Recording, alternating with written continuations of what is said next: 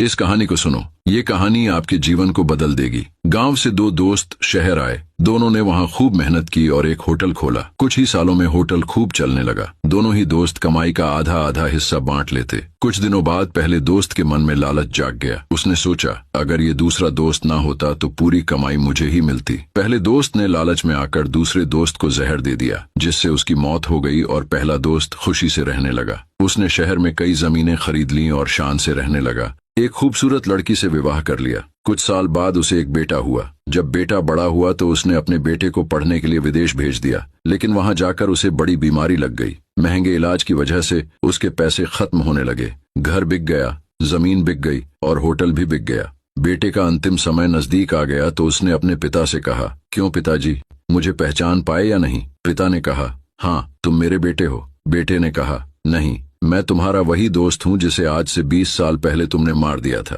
मैं तुम्हारा हिस्सा लेने तुम्हारा बेटा बनकर आया था। मेरा हिस्सा पूरा हुआ, अब मैं चलता हूँ। कहानी की सीख, दूसरे का हक खाकर दूसरे को तकलीफ पहुंचाकर हासिल किए हुए सुख की कीमत ब्याज सहित चुकानी पड़ती है। यदि आप बिलियनियर मेकर को फॉलो नहीं कर रहे हैं तो आप शायद हमें दोबारा नहीं देख पाएंगे।